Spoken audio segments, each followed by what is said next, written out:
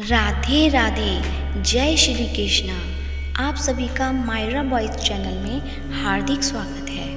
भक्तजनों, आज की इस वीडियो में हम आपके लिए गुरुवार व्रत कथा लेकर आए हैं। व्रत कथा सुनाने से पहले आप सभी से मेरा अनुरोध है, यदि आपने मेरे चैनल को अभी तक सब्सक्राइब नहीं किया है तो सब्सक्राइब करें और इस कथा को अगर जो भी भक्त सुन रहा है वो पूरी जरूर सुने, आधी अधूरी ना छोड़े।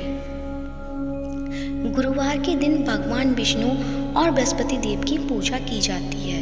इस व्रत को बहुत ही विधि विधान के साथ किया जाता है। नियमों का इस व्रत में बहुत अधिक महत्व माना जाता है।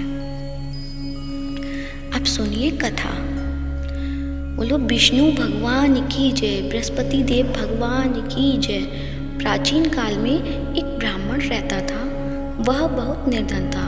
उसकी कोई संतान नहीं थी। उसकी स्त्री बहुत मलिनता के साथ रहती थी। वह स्नान नहीं करती थी, किसी देवता का पूजन भी नहीं करती थी। इससे ब्राह्मण देवता बड़े दुखी थे।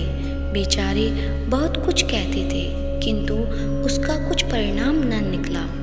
भगवान की कृपा से ब्राह्मण की स्त्री के कन्या रूपी रत्न पैदा हुआ। कन्या बड़ी होने पर प्रातः स्नान करके विष्णु भगवान का जाप व बृहस्पतिवार का व्रत करने लगी।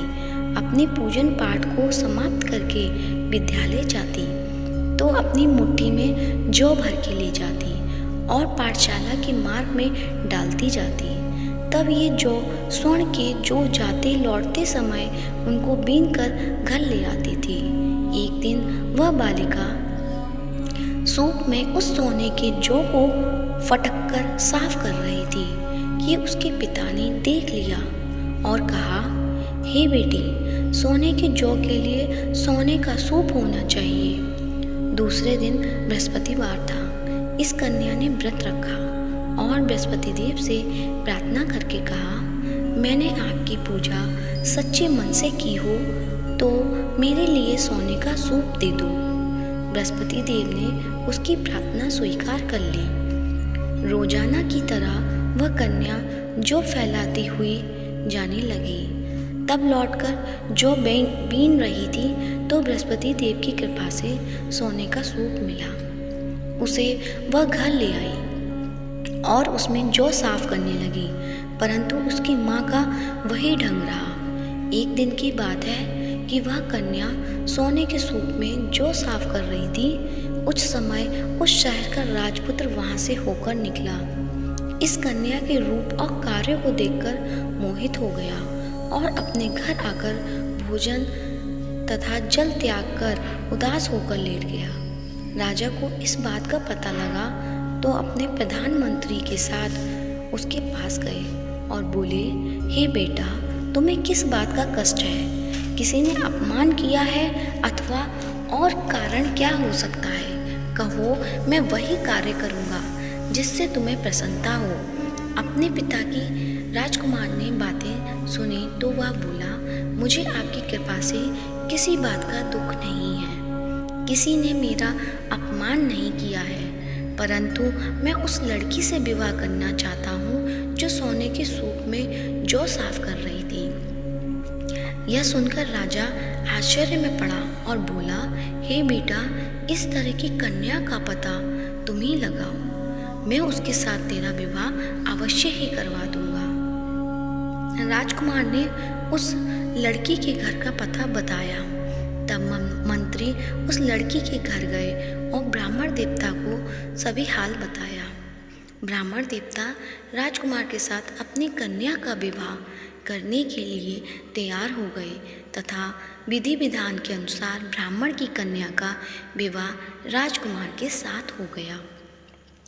कन्या के घर से जाते ही पहले की भांति उस ब्राह्मण देवता के घर में गरीबी का निवास हो गया।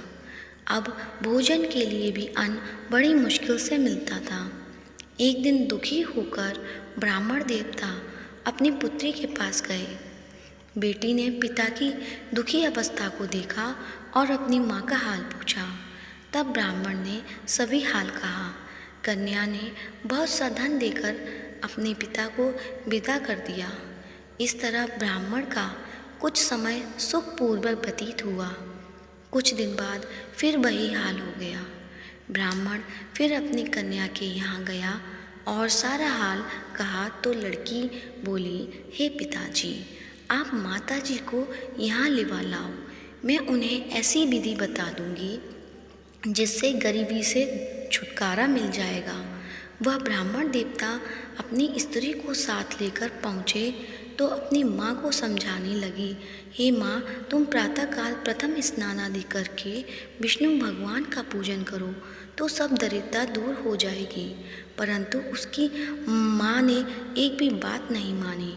प्रातःकाल उठकर अपनी पुत्री की बच्चों की झूठन को खा लिया।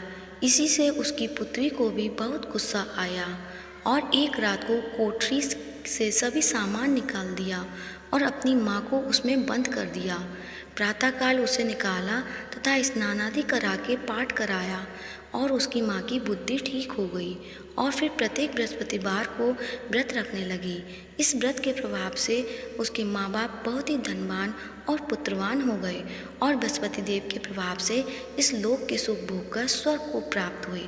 बोलो विष्णु भगवान की जय, वीर भगवान की जय। भक्तजनों, कथा सुनने के बाद कमेंट बॉक्स में ओम नमो भगवते वासुदेवाय नमः या बृहस्पति देव भगवान की जय अवश्य लिखें और कथा कैसी लगी कमेंट बॉक्स में अवश्य बताएं। राधे राधे।